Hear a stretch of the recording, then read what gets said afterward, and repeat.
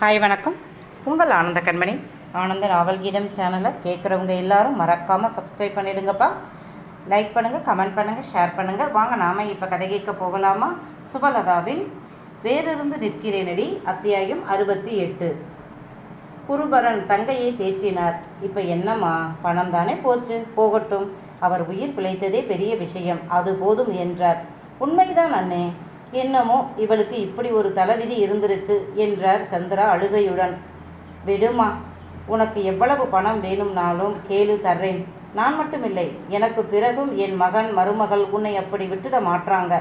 பிறகு என்ன கவலை உனக்கு என்றார். சஸ்தி அந்த வாரம் வந்தவுடன் மனைவியை அழைத்து கொண்டு சந்திரா அத்தை வீட்டிற்கு சென்றான். மருமகனை கண்டதும் இரத்த பாசம், அவனை கட்டிக்கொண்டு அழுதார் சந்திரா. புகழ்விழி வாங்க என்றதோடு சரி, சஸ்தி அத்தையை தேற்றினான். அப்போதுதான் சந்திரா புதிதாக முளைத்திருக்கும் பிரச்சனை பற்றி சொன்னார். இப்போது மலர்விழி குடும்பத்தார் பிரச்சனை செய்தார்கள். 2 பெண்களுக்கும் சொத்தில் சம உரிமைதானே, அப்புறம் எப்படி நீங்கள் உங்கள் சின்ன மகளுக்காக அத்தனை சொத்துக்களையும் தொழிலையும் விற்று பணம் கொடுப்பீர்கள்? எங்கள் மருமகள் பங்கு சொத்து எங்களுக்கு வேண்டும் என்கிறார்கள். இப்போ நாங்கள் எங்கே போகிறது? அப்பா கிட்ட சொன்னால் பேசி புரிய வைப்பாங்களே என்று சஸ்தி சொல்ல, இல்லைப்பா, அவங்க பேச்சு பொறுக்காது அண்ணனுக்கு. பிடிங்கடா உங்கள் பங்கு பணத்தை என்று தூக்கி போட்டுடுவார். அது என்ன சின்ன தொகையா?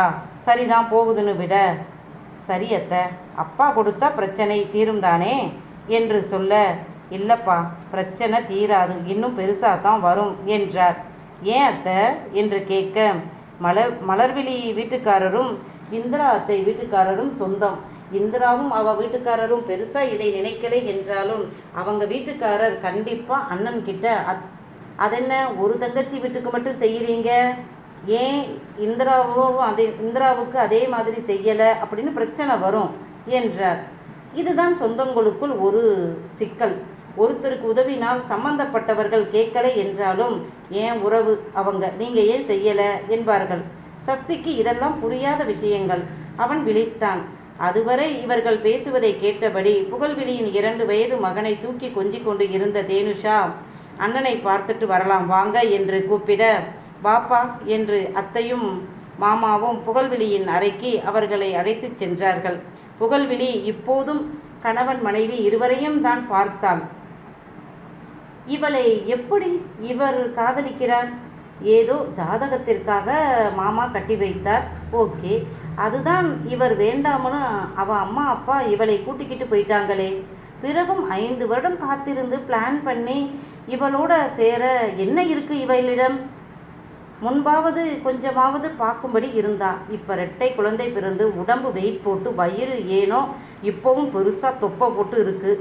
ஆனால் மச்சான் இன்னும் அழகாக மாறிட்டாரு, ரொம்ப ஹேண்ட்ஸமாக இருக்காரு என்று நினைத்தாள். சஸ்தி தேனுஷா இருவரும் தினேஷ் கிட்ட உடல்நிலை பற்றி விசாரித்தார்கள். அண்ணா, நீங்கள் என்ன வேலை அங்கே பார்த்தீங்க என்று தேனுஷா கேட்க, சாஃப்ட்வேர் கம்பெனியில்மா என்றான். ஏன் ஒர்க் ஃப்ரம் ஹோம் கேட்டு இருக்கலாமே என்று தேனுஷா கேட்க, நான் வேலை பார்த்த கம்பெனிக்கு ரொம்ப வேண்டியவங்க தான் விபத்தில் மாட்டினவங்க, பெரிய இடம், அதனால் நம்மளால் ஒன்றும் பண்ண முடியலை. இங்கே வேலைக்கு ட்ரை பண்ணலாமே என்று கேட்க, எப்படி முடியும், அதுதான் கால் 2ம் போச்சே என்று புகழ்விழி கடுப்பாக சொல்ல, கால் தானே போச்சு, கம்ப்யூட்டரை கையால் தானே தட்டணும் என்றாள் தேனு. சிரித்தான் சஸ்தி. இப்போ உங்கள் பொண்டாட்டி என்ன ஜோக் சொன்னாங்கன்னு மச்சான் நீங்கள் சிரிக்கிறீங்க என்று புகழ் கோபமாக கேட்க, சஸ்தி அவளை கோபமாக முறைக்க, மாமா உங்களை கேள்வி கேட்க அவங்களுக்கு எல்லா உரிமையும் இருக்குது, அத்தை மகள்னா சும்மாவா என்றாள். பிறகு, அண்ணா உங்கள் ரெஷ்யூம் மாமாவுக்கு அனுப்புங்க என்றவள் திரும்பி, மாமா உங்கள் இமெயில் ஐடி சொல்லுங்க என்றாள்.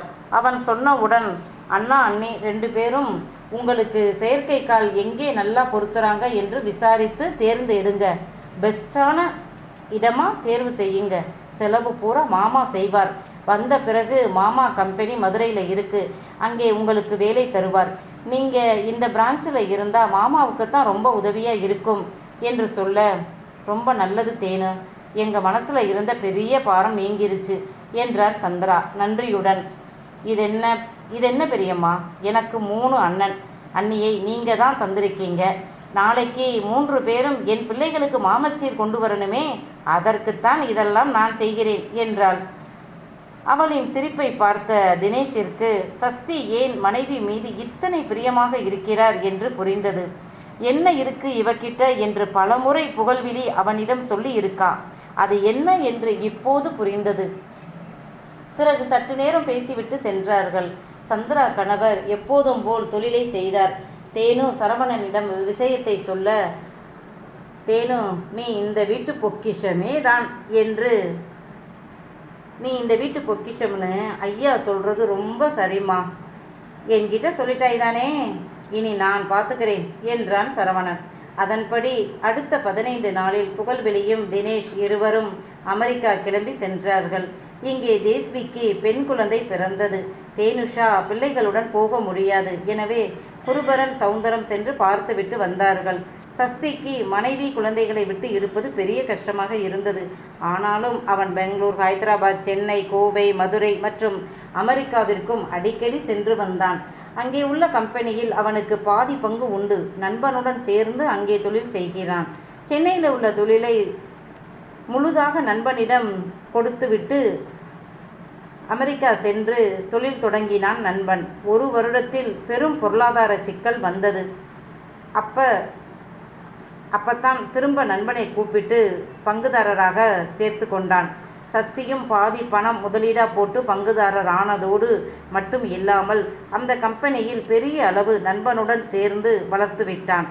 அவனுக்கு அமெரிக்காவில் வீடு இருக்கு. போகும்போதும் அங்கேதான் தங்குவான். இப்போ புகழ்வெளியும் கணவனும் அங்கேதான் இருந்து செயற்கைக்கால் பொருத்துகிறார்கள். அதை உருவாக்கி பொருத்தி அதற்கு அவர்களை பழக்குவதற்குத்தான் அதிக நாள் பிடிக்கும். அந்த வலியும் வேதனையும் தாங்குவது பெரும் கஷ்டம். தினேஷ் பலமுறை வலிதாங்க முடியாமல் வேண்டாம் என்று கத்திவிட்டான். புகழ்வெளிதான், தினோ நீங்கள் உங்களோட அடிப்படை தேவைக்கு கூட என்னை எதிர்பார்க்காமல் சுதந்திரமாக இருக்கத்தான் இது. உங்கள் வலி எனக்கும் வலிதான். நமக்காக மச்சான் இவ்வளவு செலவு பண்ணுறார், அதற்கு நாமளும் கொஞ்சம் பதில் மரியாதை செய்யணும் என்றாள். தேனுதான் உதவி செய்தாள் என்று புகழ்வெளி சொல்ல மாட்டாள். மச்சான் என் மாமா மகன்தான் என்றுதான் சொல்வாள். உண்மை தெரியும் என்பதால் தினேஷ் விட்டுவிடுவான். 3 மாதம் கழிந்த பிறகு இருவரும் ஊர் திரும்பினார்கள். சிறு வேதனை கண்களில் தெரிந்தாலும் கணவன் நடந்து வருவது புகழ்வெளிக்கு ரொம்ப மன நிறைவை கொடுத்தது. சஸ்தி கிட்ட மனசார நன்றி சொன்னாள். அவன் ஒரே வார்த்தையில், திகா திரா மாதிரி தான் நீ எனக்கு. உங்களுக்கு ஒரு கஷ்டம் என்றால் என்னை விட என் மனைவி பதறுவாள். அவள் சொன்னா நான் செய்வேன். எனக்கா பெருசாக இதெல்லாம் செய்யணும்னெல்லாம் தோணாது. நம்ம குடும்பத்தை பொறுத்தவரை உனக்கு ஏதாவது தேவை என்றால் சரவணனை கேள் போதும். ஏன்னா தேனுவும் அவனும் தான் யாருக்கு என்ன தேவைன்னு பார்த்து செய்வாங்க. எனக்கு அந்த அளவுக்கு பொறுமையும் இல்லை, அனுபவமும் இல்லை என்றான். அவன் இவ்வளவு பேசுவானா என்று புகழ்வெளிதான் ஆச்சரியப்பட்டு போனாள். தினேஷ் மதுரை பிரான்ச்சில் வேலைக்கு சேர்ந்தான். அவன் திறமை கண்டு மெச்சி கொண்ட சஸ்தி அவனை திரும்ப தன்னுடைய அமெரிக்க கம்பெனியில் வேலை கொடுத்து அனுப்பிவிட்டான். காரணம் யாரு? தேனுதான். அந்த முட்டாள் புகழ்வெளி அமெரிக்காவில் இருப்பது ஏதோ பெருமையாக நினைத்து கொண்டு அடிக்கடி தினேஷ் கிட்ட சண்டை போட்டாள். இதை கேள்விப்பட்ட தேனுஷா தான் சஸ்தி கிட்ட தினேஷ் வேலை பற்றி கேட்க, அவன் திறமை இவனுக்கு நம்பிக்கையை கொடுக்க மனைவி சொன்னதை செய்தான்.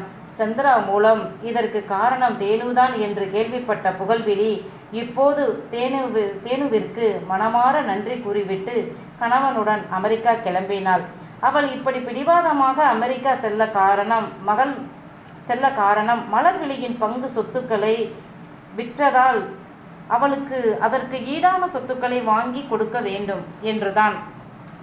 தானும் அங்கே வேலை தேடிக்கொண்டாள். மகனை தாயிடம் விட்டுத்தான் சென்றாள். அவன் எங்கே? சந்திராவிடம் இருந்தான். பாப்பா என்று தேனுஷாவின் பிள்ளைகளை விட்டு நகர மாட்டான். தேனுவும் அவனை தன் அண்ணன் மகனாகவே நினைத்து பார்த்து கொண்டாள். என்னவொன்று சஸ்தி நினைத்ததுதான் நடக்கவே இல்லை. தன் மனைவியை அப்பாவின் இடத்தில் தொழிலில் கொண்டு வர ஆசைப்பட்டான். அதை மட்டும் தேனுஷா காதில் வாங்கவே இல்லை. அவன் அதை பற்றி பேச ஆரம்பித்தாலே தேனுஷா கணவனிடம் கெஞ்சி கொஞ்சி அவனை மறக்க வைத்து விடுவாள். அவனோ சரியான விடாக்கண்டன். இரவு தன் பிள்ளைகள் தூங்கிய பிறகுதான் இந்த பேச்சையே தொடங்குவான். அப்பத்தானே யாருடைய குறுக்கீடும் இல்லாமல் மனைவியை ஆசை தீர கொஞ்ச முடியும். சாரி, அவளை டென்ஷன் படுத்தி பயப்படுத்தி அதில் இவன் குளிர்காயலாம். இல்லையென்றால் மனைவி மாமா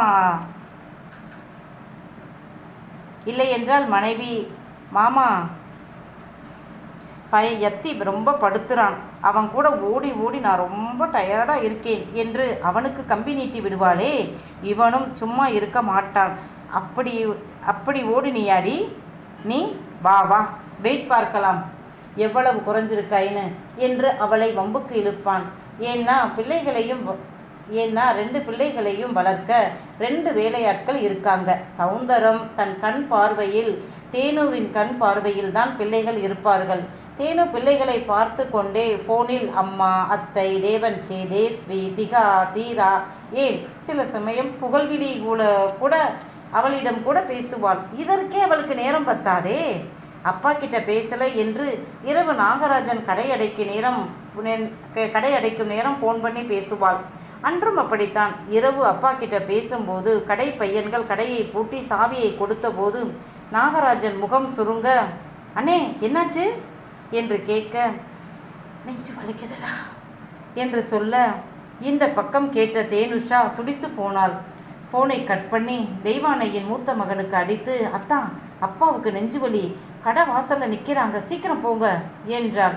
அவன் ஆம்புலன்ஸிற்கு ஃபோன் பண்ணி வர சொல்லிவிட்டு 10 நிமிடத்தில் அங்கே வர கடை ஆட்கள் ஆட்டோ பிடிக்க போயிருக்க ஆம்புலன்ஸ் வந்ததும் மாமாவை ஏற்றி கொண்டு மருத்துவமனைக்கு சென்றான். அதன் பிறகுதான் நறுமுகைக்கு ஃபோன் பண்ண, நான் ஆட்டோவில் வரேன் மருமகனே, தேனு சொன்னான் என்றார் அழுகையுடன். அதன் பிறகுதான் தெய்வானைக்கு ஃபோன் பண்ணி சொன்னார்கள். அடுத்த 3 மணி நேரத்தில் தேனு புதுக்கோட்டை வந்து விட்டாள். சரவணன் கூட. ஆமாம், சஸ்தி அப்போது அமெரிக்கா சென்று 2 மாதம் ஆனது. எனவே சரவணன் கூட வந்தாள். நாகராஜனுக்கு 3 இடத்தில் அடைப்பு இருக்கு, ஆஞ்சியோ பண்ணணும் என்று சொன்னார்கள். சரவணன் அவரை திருச்சியில் உள்ள பெரிய தனியார் மருத்துவமனையில் சேர்த்தான்.